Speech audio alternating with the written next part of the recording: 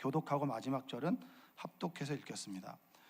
여로보암이 에브라임 산지에 세겜을 건축하고 거기서 살며 또 거기서 나가서 분우엘을 건축하고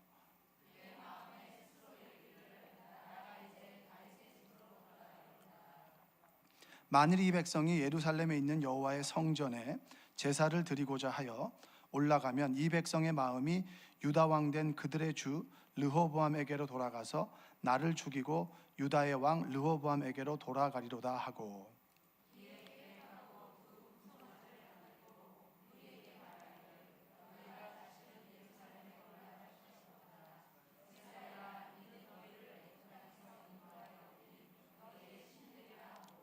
하나는 베델에 두고 하나는 단에 둔지라.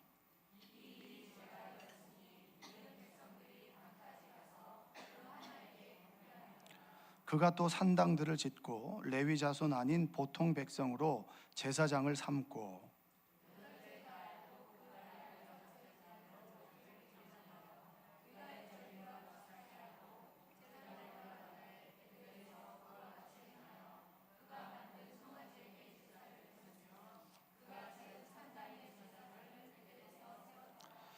그가 자기 마음대로 정한 달 곧 8째 달 15째 날로 이스라엘 자손을 위하여 절기로 정하고 베델에 쌓은 제단에 올라가서 분향하였더라.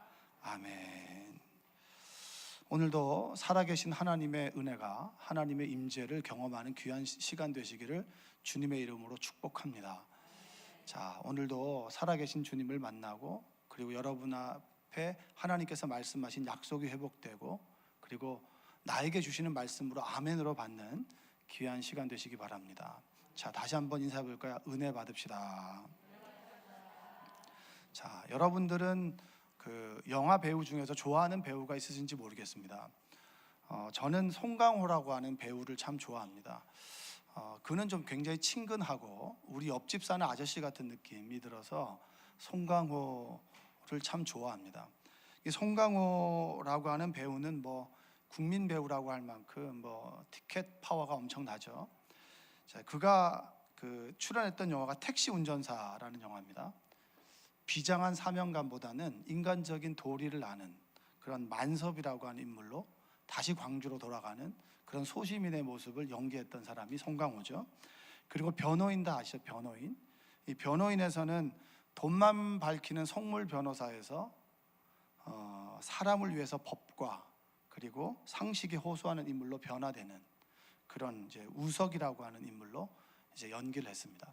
그리고 최근에 이제 개봉한 그 마약왕이라고 하는 그 영화는 돈에 미쳐서 마약에까지 손대고 그리고 그 마약으로 인해서 파멸하는 인물, 그 파멸하게 되는 이두삼이라고 하는 그 사람, 그 실화를 모티브로 한 영화입니다.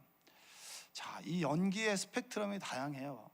택시 운전사에서 변호사로 그리고 변호사에서 마약왕으로 이건 사실은 접점이 없는 연기인데 실제로 경험해보지 않고 그런 연기를 한다라고 하는 것은 참 어렵습니다. 마약에 손대보지 않은 사람이 마약왕이라고 하는 그 역할을 한다라고 하는 건 쉽지 않아요. 그만큼 이 사람은 스펙트럼이 넓다라는 거예요. 그래서 기자가 이 송강호라는 배우에게 물어봤습니다. 어떻게 당신이 이런 역할에 도전할 수 있는가라는 질문을 했어요. 그 질문에 송강호라고 하는 사람이 뭐라고 대답했냐면 아주 심플하게 대답했습니다. 두렵고 막연하기 때문에 도전했다라고 합니다. 뭐라고 했다고요? 두렵고 막연하다. 막연하다라고 하는 말이 뭔지 아시죠? 우리가 참 막연하다는 말을 참 쓰는데 막연하다라고 하는 말은 미래에 대한 불확실함이 있고 내가 미래에 뭘 해야 될지 모르는 암흑과 같은 그런 안개가 꽉 낀 나의 시간, 그 시간들을 막연하다라고 합니다. 미래의 내 시간이 두렵고 내가 정말 오늘은 이 영화가 그래도 운 좋게도 히트를 했지만 다음에 내 영화가 히트를 할 수 있을까? 그리고 내가 영화 배우로서 끝까지 건강을 잃지 않고 그리고 끝까지 내가 승승장구하는 삶을 살아갈 수 있을까? 라고 하는 늘 질문 속에서 두려운 거예요. 여러분도 그런 두려움을 갖고 계시죠? 두렵고 막연하다라고 하는 거 아시죠? 우리 자녀들의 삶을 돌아보면 참 두렵고 막막하죠.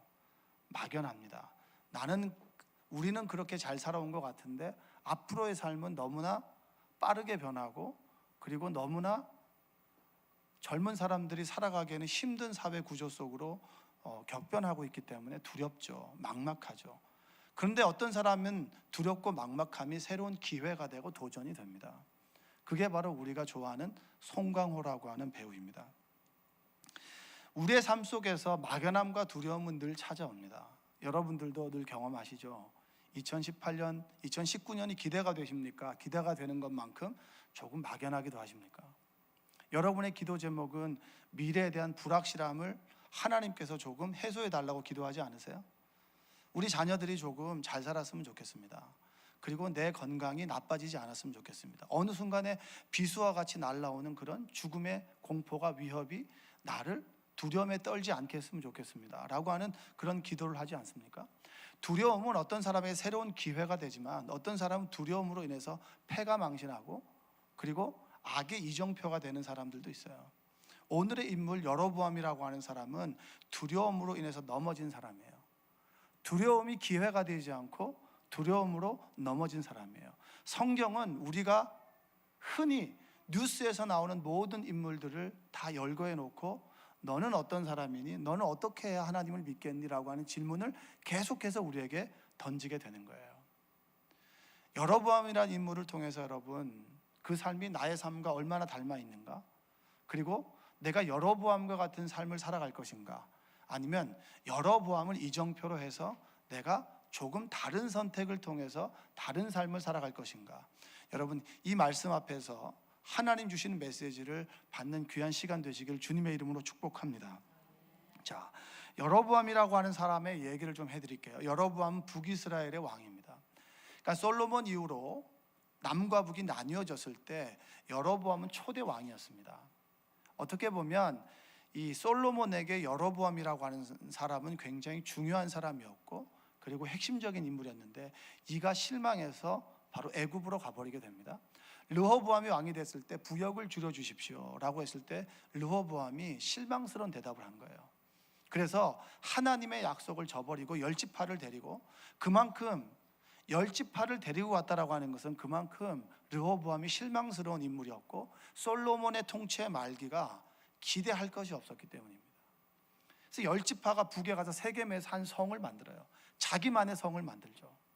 하나님께서 주신 성이 아니라 자신만의 성을 만들고 자신만의 어떤 도시를 만들어서 우리가 우리 힘으로 살아가겠다라고 하는 것을 선언하는 것이 북이스라엘입니다. 그 초대 왕이 여로보암이라고 하는 인물이에요. 여로보암은 여러분 하나님의 언약을 다 돌려버린 사람이에요. 하나님께서 이스라엘 민족을 택하실 때 광야 이전까지는 아브라함의 약속이었습니다. 그런데 민족과 하나님이 약속을 맺은 민족은 전무후무한 거예요.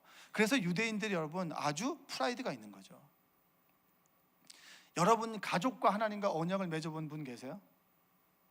온 가족이 계실 때 하나님께서 여러분에게 언약으로 말씀하신 분 계세요? 없어요. 기도하는 사람이 꿈으로 그리고 말씀으로 나에게 응답하신 경우는 있지만 온 가족과 민족을 대상으로 해서 약속을 하신 분은 없어요. 여러분 저에게 약속을 좀 하셔야 될 것 같습니다. 졸지 않기로. 여로보암이라는 인물이 모세가 이스라엘 민족과 언약을 맺을 때 언약의 키워드는 네 가지였어요. 큰 틀은 뭐냐면 제사장 나라와 거룩한 백성이에요. 따라서 제사장 나라, 거룩한 백성. 여러분 구약은 다 이 두 개 틀 안에서 이해가 되는 거예요. 구약을 딱 설명할 때는 제사장 나라, 거룩한 백성. 예수님이 오시고 난 다음에는 키워드가 이 두 개가 하나로 딱 합쳐지는데 뭐냐면 그게 하나님 나라예요. 천국이라고 얘기하죠. 제사장 나라와 거룩한 백성으로 모든 것이 설명이 되는데 이것은 네 가지로 다 설명을 할 수 있어요. 자, 제사장 나라와 거룩한 백성으로 살아가기 위해서 너희들에게 가이드라인이 있어야 되는데 가이드라인이 뭐냐라면 그게 10계명이에요. 10계명.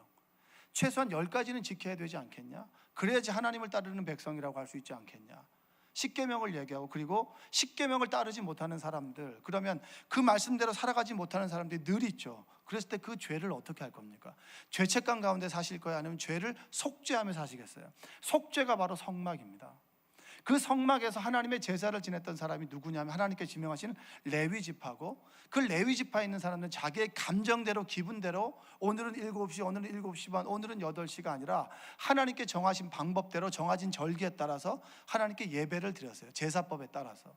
그게 여러분들이 아는 뭐 속죄니, 속건제니, 소제니, 화목제니, 번제니 이런 5가지 제사법이 있지 않습니까? 이게 제사장 나라와 거룩한 백성을 상징하는 법이었어요. 그런데 여로보암 이걸 전부 다 깬 거예요. 예루살렘에서 예배를 드려야 되는데 예루살렘으로 돌아가면 이 사람들이 마음이 변할까 싶어서 단과 베델에다가 산당을 짓고 거기다가 금송아지를 만들어요. 금송아지는 아시죠?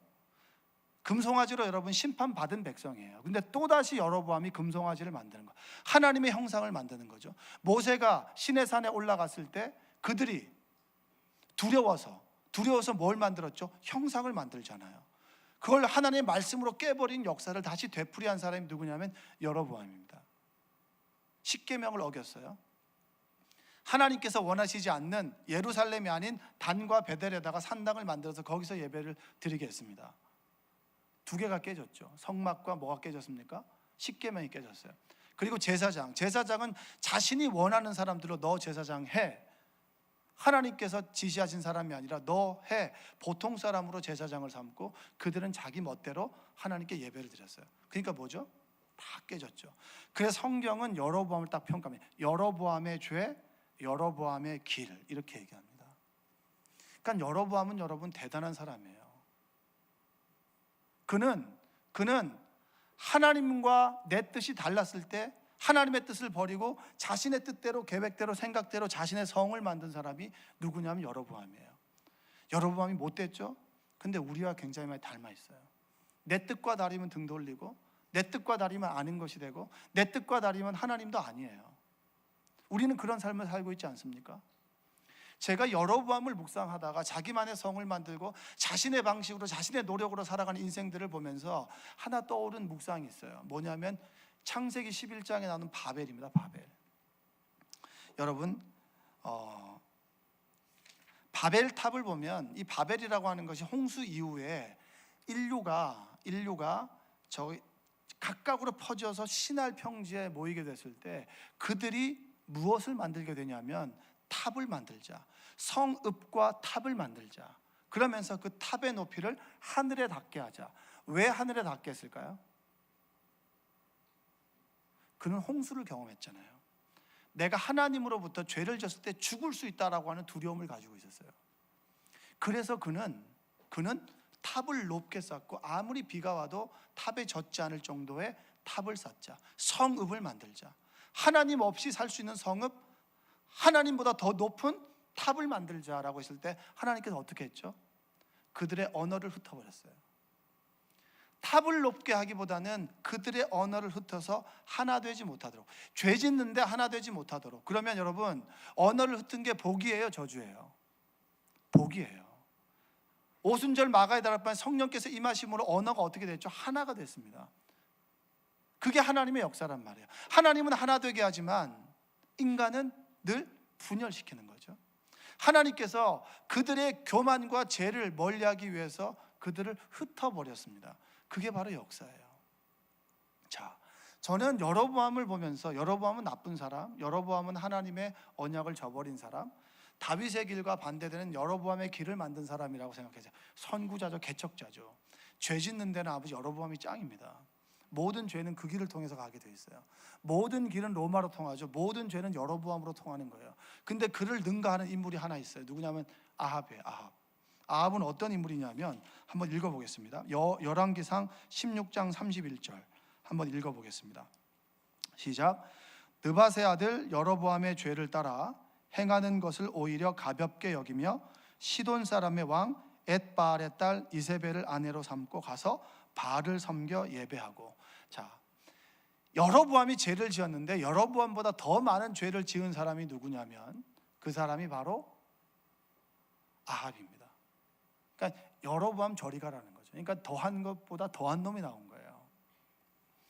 왜 이 사람이, 왜 여로보암이 이런 길을 걸어갔을까요? 왜 자기 힘대로 자기 뜻대로 성을 만들고, 왜 자기 마음대로 하나님의 모든 언약을 부정했을까요?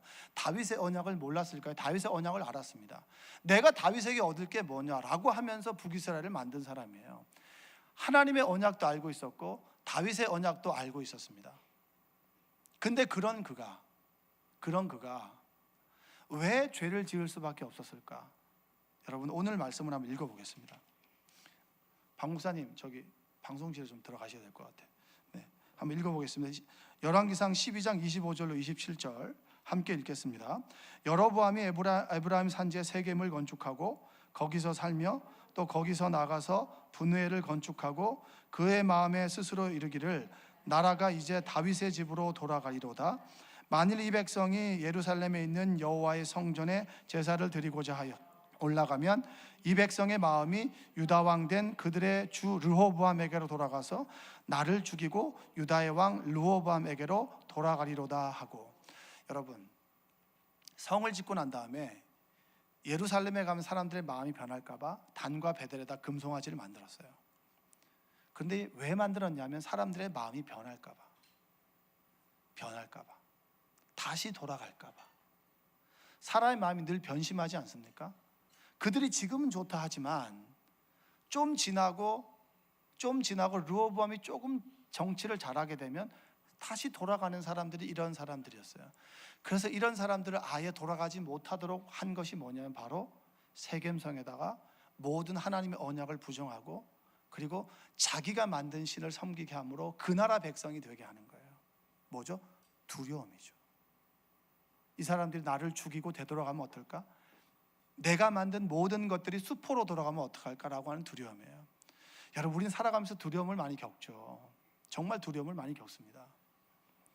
여러분, 우스갯소리지만 우리 인류 가운데 가장 욕을 제일 많이 먹은 사람이 누군지 아세요? 본디오 빌라도. 앞으로도 욕을 제일 많이 먹을 놈이 누구냐면 본디오 빌라도. 본디오 빌라도에게 고난을 받으사 십자가에 못 박혀 죽으시고, 그 말은 뒤집어 놓고 얘기하면 그놈 나쁜 놈이라는 얘기잖아요. 본디오 빌라도 나쁜 놈. 그만큼 여로보암이 나쁜 짓을 한 거예요.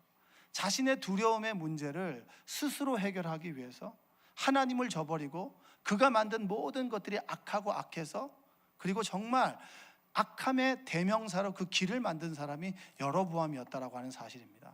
여러분, 두려움 앞에서 여러분의 방법과 여러분의 뜻대로 행하는 삶이 아니라 하나님의 뜻을 묻고 하나님 뜻대로 살아가는 여러분 되시기를 주님의 이름으로 축복합니다. 여러분, 두려움은 늘 우리의 삶에 찾아오게 됩니다. 두려움을 피할 수 있는 사람은 아무도 없어요. 우리 인생의 어느 순간에 정말 두려움에 쩔어서 정말 두려움에 벌벌 떨 정도의 그 어려운 시간들을 보낸 여러분들도 계실 거예요. 여러분 계십니까? 저는 제 인생의 계획대로 되어지지 않을 때가 있었어요. 내 스스로 내 인생을 낙관했고, 그리고 내 스스로 이 정도 하면 잘하겠지라고 교만했던 때가 있었습니다. 그때 내가 선택했던 것은 정말 눈물과 후회와 두려움뿐이었어요. 내 인생이 이렇게 끝나는 건 아닌가라고 하는 그 두려움이 찾아오면 여러분 어떻게 할 수가 없어요. 그 두려움 때문에 미래에 대한 두려움이나 그 두려움을 가지고 다른 사람 것도 비교까지 하게 되면 정말 두렵고 떨리는 거예요. 여러분, 우리는 누구나 여로보암이 처한 두려움에 처할 수 있어요. 두려움에 처하게 돼서 그 두려움을 잊고자 어떻게든 발버둥 칠 수 있습니다. 그런데 그 발버둥 치는 방법이, 송강호는 두려움과 막연함 속에서 그는 미래에 대한 희망을 선택했고, 그리고 여로보암은 두려움 속에서 과거로의 회귀를 선택했다는 거예요. 과거에 묻혀서 자기만의 성을 짓고 자기만의 방법으로 누구도 받아들이지 않고 자기만의 고집과 아집으로 성을 지어가는 삶이 여로보암이었다면, 송강호라는 사람은 도전을 했다는 거예요. 근데 성경에도 여러분 두려움에 넘어진 사람도 있지만 두려움을 통해서 하나님을 경험한 사람도 있는 거예요. 살아계신 하나님의 권위를 인정하고 그분이 자신의 중심으로 모시며 그 두려움 속에서 정말 돛담배에 순풍이 불어서 하나님 원하시는 그 길로 간 사람들이 있다라고 하는 사실입니다. 마가복음 4장에 보면 예수님과 제자들이 갈릴리 호수를 건너다가 돌풍과 파도를 만나게 됩니다. 이 갈릴리 호수라고 하는 곳은 헐몬산이라고 하는 그 높은 산, 만년설이 있는, 거기서 찬기류가 내려오고 호수에 따뜻한 기운이 만나면 갑자기 돌풍이 일어나는 거예요. 근데 여러분, 우리가 알다시피 예수님의 제자는 베드로와 안드레, 야고보와 요한은 어부였습니다. 그들은 갈릴리 호수를 누구보다도 잘 알고 있었던 사람이에요. 그런데 그가 두려움에 떨 만큼 돌풍이 불고 파도가 쳐서 자신의 배를 흔들어서 전복될 만큼의 위험을 느끼고 있었습니다. 두려움이 찾아왔죠. 마가복음 4장 38절을 한번 읽어보겠습니다. 예수께서는 고물에서 베개를 베고 주무시더니 제자들이 깨우며 이르되 선생님이여 우리가 죽게 된 것을 돌보지 아니하시나이까 하니, 돌풍이 불어서 죽을 위험에 처해 있을 때 예수님께서는 주무셨어요. 여러분, 우리는 이걸 많이 경험합니다. 마가복음에서는 두려움의 원인이 뭐라고 하는 걸 얘기를 해줘요. 두 가지예요. 첫 번째는 뭐냐면 죽게 되었다. 어떤 상황을 받아들일 때 내가 이게 끝났다, 내 인생은 여기서 끝났다라고 하는 절망이고, 두 번째는 아무도 나를 도와주지 않는다. 이게 제자들의 고백이에요. 여러분, 가장 한번 생각해 보세요. 내가 아무리 도움을 청해도 나에게 도움되는 사람이 없어요. 그때 여러분 슬프지 않습니까?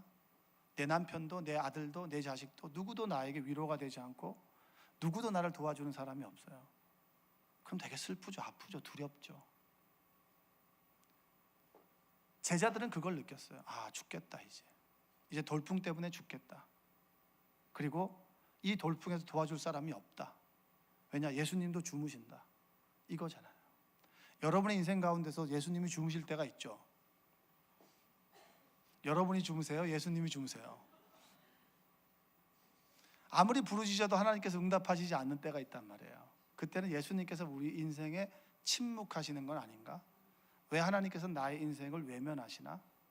다른 사람은 참 잘 되는 것 같은데 내 인생은 늘 쓰고 아프다, 늘 두렵다, 내일이 눈뜨기가 두렵다. 여러분, 토요일날 교회 가기 싫어 본 적 있으세요? 그 다음날 주일날? 저는 그런 적 있었어요. 내일이 안 왔으면 좋겠다. 설교 준비를 다 해놓고 그냥 멍하게 앉아 있는데 내일이 안 왔으면 좋겠다. 마음이 주옥 같을 때가 있었거든요. 그만큼 목회가 힘든 거예요. 그만큼 우리의 삶이 힘들고, 그리고 우리의 인생이 갈릴리 호수 같다면 우리는 배입니다. 늘 순풍에 돛달듯이 가는 인생이 아니라 때로 곤두박질 치기도 하고, 그리고 때로는 정말 잘 가기도 하고, 이 시간이 영원했으면 좋겠다. 그런데 그렇지 않죠. 내가 인생을 선택할 수는 없잖아요. 제자들은 그 순간에 내가 죽게 되었고, 그리고 아무도 도와주는 사람이 없다. 여러분, 그때 그들이 선택한 방법은 뭐냐면 두려움 속에서 주님을 깨우는 거예요. 여러분의 인생 가운데 잠들어 있던 주님을 깨우는 겁니다. 할렐루야. 두려움은 절대적인가요? 상대적인가요? 상대적인가요? 상대적인가요? 어떻게 하세요, 여러분들이? 두려움 지수라고 하는 게 있어요. 두려움 지수라고 하는 건 뭐냐면 위르겐 휠러라고 하는 그 사람이 성공의 비법이라고 하는 책에서 쓴 겁니다. 굉장히 일리가 있는 말이에요. 두려움을 1에서 10까지 딱 나눠봤을 때 가장 두려운 건 10입니다. 점점 내려오는 거예요. 자, 어떤 사람이 길을 닦아다 100m 앞에서 굶주린 늑대를 만났어요. 그럼 그 사람의 두려움 지수는 뭐죠? 10이죠. 10이에요. 그런데 식은땀 흐르죠. 그런데 여기서 만약 손에 칼이나 창을 딱 쥐고 있다라고 하면 두려움이 10이에요, 9예요? 뒤에 하는 걸 선택하시면 돼요. 아시겠죠? 10이에요, 9예요? 9예요, 9예요는 좀 너무하잖아요. 그렇죠? 뒤에 하는 거 하면 돼요. 그 다음엔 8이에요, 답이. 자, 만약에 손에 창이 있고 다른 손에 횃불을 들고 있다면 그 두려움은 뭐예요? 정답. 네. 이번에는 7, 8이에요, 7, 8. 7, 8이기 때문에 그 다음은 6이에요. 자, 이번에 옆에 만약에 칼과 창을 쥐고 있는데 동행자가 있다라고 하면 두려움은 어떻게 됩니까? 5와 6이에요. 늑대는 굶주린 때는 똑같이 있는데 내가 창과 횃불을 쥐고 내 옆에 동행자가 있으면 두려움이 반 정도로 낮춰지는 거예요. 자, 그리고 두려움이 4가 되는 때는 뭐냐면 총을 가지고 있다면 두려움의 정도는 뭡니까? 4. 내가 답을 알려줬잖아요. 그 다음에 3이에요. 자, 위험할 때 만약에 도망갈 오토바이가 있다. 그리고 100m 앞에 굶주린 늑대를 만났다. 그러면 두려움의 지수가 몇 번이에요? 3이죠. 3이죠. 자, 만약 우리가 자동차 밖이 아니라 안에 있었다면 두려움의 지수는 깜짝 놀라긴 해도 두려움의 지수가 0이에요, 0이에요? 0이죠. 근데 0인데 여러분, 만약에 100m 앞에 늑대가 있고 내 옆에 군대가 있다면, 수십 명의 군대가 있다면 두려워하지 않고 늑대를 잡으러 가요. 늑대가 달려오는 것이 아니라 늑대는 도망간단 말이에요. 여러분, 이 사람이 얘기하는 건 뭐냐면 두려움은 상대적인 거라는 거예요. 상황에 대한 내 반응이죠. 만약에 내 옆에 주님이 살아계시고 주님이 나의 삶 속에 역사하셨고 매 순간 나의 삶을 인도하셨다라고 하는 하나님에 대한 신뢰가 있다면 죽게 되었습니다가 아니라 주님 두렵습니다가 되겠죠. 아무도 도와줄 사람이 없어서 두렵고 떨리는 마음이 아니라 주님 좀 도와주세요, 주님 아니면 제가 이것을 해결할 수가 없어요 라고 하는 부르짖음이 되겠죠. 여러분, 두려움은 절대적이 않고 상대적인 겁니다. 그런데 마가복음에서 얘기하는 건 뭔지 아세요? 두려움은 누구나 찾아오게 되고 언제 어디서나 찾아오게 되는데 두려움 속에 누가 있느냐가 두려움을 대하는 반응과 태도가 달라지게 한다. 그러나 더 중요한 것은 뭐냐면 하나님의 능력이 예수님을 통해서 돌풍과 그리고 바람을 잠재운다라고 하는 사실이에요. 두려움을 만났을 때 내 자신, 내 스스로 선택을 해서 두려움을 이기는 것이 아니라 두려움의 근원부터 잠재워 줄 수 있는 예수님을 부르짖고 그분이 나의 삶 속에 역사하심으로 두려움은 잠재워진다. 할렐루야. 그것이 바로 마가복음에서 두려움을 대하는 우리에게 주시는 예수님의 메시지라고 하는 사실입니다. 2019년을 살아가면서 우리에게는 수많은 두려움이 찾아와요. 미래에 대한 뿌연 그런 인생들. 오늘 목사님하고 이제 그 사업장 신방을 가다가 이렇게 그 얘기를 나누다가 제가 목사님께 질문을 좀 했어요. 목사님은 미래에 대한 준비를 다 해 놓으셨나 이랬더니 난 미리부터 해 놨어. 이러면 굉장히 좀 짜증나요. 나는 준비가 안 됐는데 그 답정너 하지. 답정너. 답은 정해져 있어. 너. 이거 목사님이 그거예요. 모든 게 다 하나님의 은혜고 다 이게 설명. 목사님 나도 좀 너무 닮고 싶은데 좀 갭이 크게 느껴질 때가 있어요.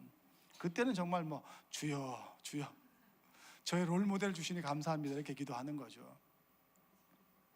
미래에 대한 모든 준비가 끝났다라고 하면서 그 뒤에 말을 뭐라고 하냐면 나의 인생은 모든 것을 하나님께 올인했다는 거예요.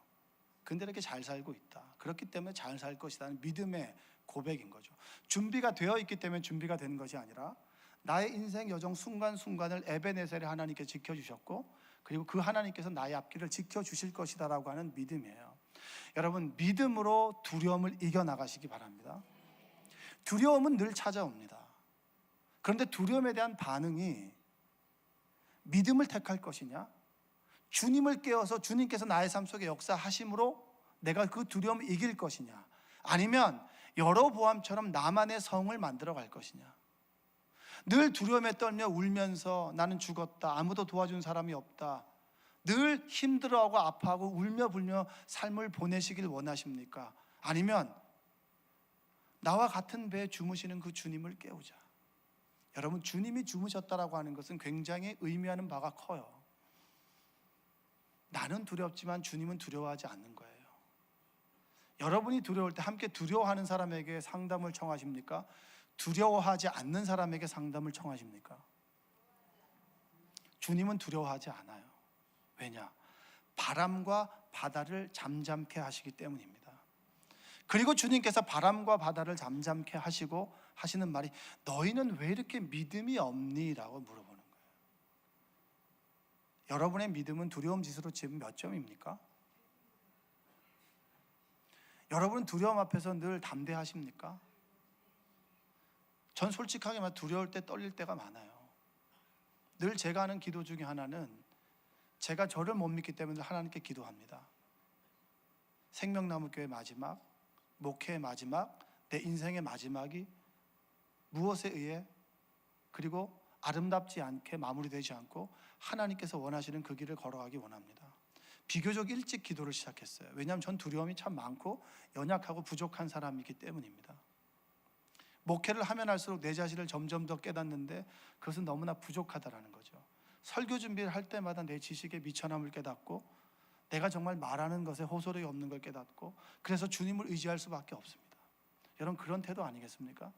가장 인간적인 하나님 앞에 선 인간의 모습은 하나님, 제가 능력이 없고 늘 우리는 두려움 앞에서 넘어질 수밖에 없어요. 제자들을 욕할 사람 있나요? 여러분, 전 여로보암보다 나만의 성을 더 많이 쌓았으면 쌓았지 덜 쌓은 사람은 아니에요. 전 두려움 앞에서 욕을 제자들보다 더 많이 해본 사람이 덜한 사람이 아니에요. 늘 두려움 앞에 섰을 때 믿음은 어디 갔나 늘 까먹는 사람 중에 한 사람입니다. 그러나 다시 돌아오는 사람들 중에 한 사람이긴 해요. 여러분들의 인생 가운데 막연한 두려움이 찾아오고 때로 건강을 잃어버릴 때가 있겠죠. 순간적으로 나에게 갑자기 잊어버렸던 걱정이 찾아와서 밤을 지샐 때도 있겠고요. 내 신세가 처량해서 눈물 지을 때도 있습니다. 내가 이런 거 하려고 이렇게 됐나? 내가 정말 이렇게 해가지고 지금 이거밖에 못하나? 라고 하는 신세 한탄부터 시작해서 여러 가지 근심과 두려움과 무서움과 염려, 이것들이 우리를 찾아올 때가 있습니다. 그럴 때 주님께서 여러분의 삶 속에 역사하실 수 있도록 여러분 주무시는 주님을 깨우는 여러분들 되시기를 주님의 이름으로 축복합니다. 마가복음에서는 뭘 얘기한 줄 아세요? 두려움을 두려워하지 말고 그 두려움을 잠재우는 하나님을 두려워하라. 할렐루야. 정말 우리가 두려워해야 될 대상은 돌풍이 아니라 바람이 아니라 우리 인생의 불확실한 현실이 아니라 그 현실조차도 좌지우지 만드시는 하나님이라고 하는 사실을 말해주고 있는 거예요. 하나님을 두려워하는 사람은 뭐 하는 줄 아십니까? 예배합니다. 할렐루야. 하나님을 진정으로 두려워하는 사람은 하나님 앞에 기도합니다. 하나님을 진정으로 두려워할 줄 아는 사람은 하나님께 찬양을 드립니다. 우리의 2019년을 하나님께서 우리에게 주셨어요. 2019년을 여러분 무사히 보내는 사람도 있겠고 중간에 하나님께 부름을 받는 사람도 있겠죠. 모든 것이 하나님의 선하신 뜻입니다. 그러나 우리는 연약한지라 하나님께서 언제 부르시고 우리와 함께 한다라고 하는 사실을 늘 인지하면서도 눈에 보이는 것을 현혹돼서 넘어지고 믿음은 홀라당 까먹고 과거에 역사했던 하나님은 잊어버리고 체험적인 신앙을 어디 갔는지 몰라고 나몰라라 도망가는 신앙, 요나가 니느웨로 가지 않고 다시스로 간 그 선택을 날마다 매 순간 반복되게 되풀이하는 것이 우리의 인생 아니겠습니까? 그럴 때 우리가 할 수 있는 최고는 가장 두려움은 하나님이시다. 두려움의 대상이 하나님이기 때문에 난 오늘도 예배한다. 나는 오늘도 하나님께 부르짖는다. 내 삶 속에 주님 주무시지 마시라고, 하나님 내 삶 속에 역사하시라고, 내 자녀들의 삶 속에 내 2009년 시간 속에 하나님 역사하셔서 나를 선하신 곳으로 이끌어 주시옵소서. 어쩔 수 없이 우리는 인생이라는 항해를 해가는데 그 속에서 난파되지 않고 두려움에 떨어서 낙마하지 않도록 하나님께서 나의 인생을 붙들어 주시옵소서라고 부르짖는 여러분 되시기를 주님의 이름으로 축복합니다. 오늘 하루에 주어진 삶에 감사하고 오늘 하루 나에게 주신 하나님의 기쁨에 감사하며 하나님께 감사와 영광을 돌리고 찬양하고 예배하는 삶이 우리가 두려움 속에서 우리가 할 수 있는 최선의 노력인 줄로 믿습니다.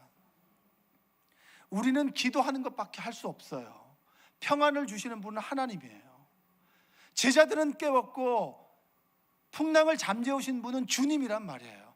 주님께서 내 삶에 역사하실 수 있도록 주님을 청해야 돼요. 주님을 부르짖어야 돼요. 여러분의 힘으로 여로보암이 했던 성을 쌓아가지 마세요. 여러분의 힘으로 속회를 운영하지 마시고요, 여러분의 힘으로 가정을 이끌어가지 마시고 여러분의 힘으로 선교회를 이끌어가지 마십시오. 교회를 여러분의 뜻과 계획과 경험대로 이런 교회가 되어야 한다 라고 얘기하지 마세요. 진정으로 하나님을 아는 사람이라면 하나님께서 내 가정을 이끌어 가시겠지, 하나님께서 우리의 속회를, 하나님께서 선교회를, 하나님께서 생명나무 교회를 이끌어 가실 거야, 하나님께서 내 인생을 이끌어 가실 거라고 하는 믿음의 고백을 드림으로 하나님께서 내 삶 속에 역사하실 수 있도록 잠들어 계시는 주님을 깨우는 여러분 되시기를 주님의 이름으로 축원드립니다. 여러분 부르짖으며 기도하십시오. 하나님께서 역사하십니다. 2019년 어떤 어려움이 찾아오고 어떤 근심과 염려가 있고 수많은 뉴스와 수많은 데이터들은 우리에게 불안감을 조성하고 너는 안 돼, 힘들어, 어려워 라고 말할지라도 그 앞에서 두려움으로 반응하지 마시고, 그래, 그 말 맞아, 그러나 나에게는 하나님이 계셔, 하나님께서 나의 삶에 역사하실 거야, 이제까지 나의 삶 가운데 인도하셨던 그 하나님, 그 하나님께서 앞으로도 나의 삶을 인도해 가실 거야 라고 하는 믿음의 고백을 드림으로 두려움 속에 넘어지지 마시고, 두려움 속에 믿음 잃어버리지 마시고, 하나님께서 나와 함께 계신다. 두려움은 내가 하나님 사이와 멀어진 그 빈틈만큼 우리에게 찾아오게 되는 거예요. 두려움의 지수가 10이라면 하나님과 멀어진 것이 이만큼 멀어진 것이고요, 두려움 지수가 5라면 하나님과 우리의 관계가 이만큼 멀어진 것이에요. 내가 주님 안에 있고 주님이 내 안에 계시고 그것을 믿음으로 확고하게 하나님을 신뢰한다면 두려움은 사라지고, 그 사라진 그 이후에는 평안과 기쁨과 감사가 여러분에게 임할 줄로 믿습니다.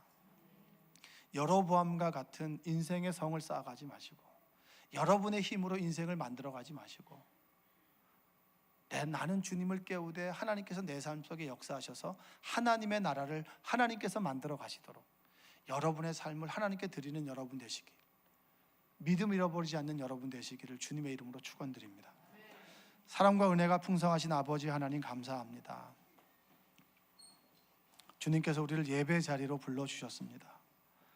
두려움 때문에 늘 넘어지고, 두려움 때문에 늘 아파하고, 여로보암과 같이 나만의 성을 짓고 내 뜻과 내 계획으로 살아가다가 어느 순간에 너무나 힘들고 어려워서 내가 죽게 되었다, 나를 도와줄 사람이 아무도 없다라고 하는 공허함과 빈곤 가운데 지금 지내는 성도들이 있습니까?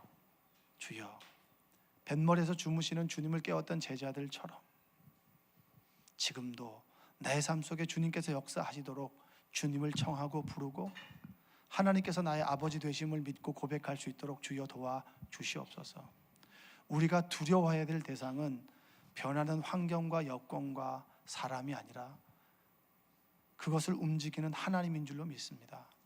두려움, 진정한 두려움의 대상이신 하나님을 예배하길 원합니다. 하나님께 기도하길 원합니다. 그 하나님께서 내 삶을 인도해 나가시도록 내 자아를 꺾고 온전히 예수로 살아가는 인생 되기를 원합니다. 주님, 나와 함께하여 주시옵소서. 생명나무 교회 위에 함께하여 주시고, 우리 가정 위에, 내 자녀들 위에, 내 직장 위에, 내가 계획하는 모든 것들 위에 주님께서 함께하여 주시옵소서. 예수님의 이름으로 기도합니다. 아멘.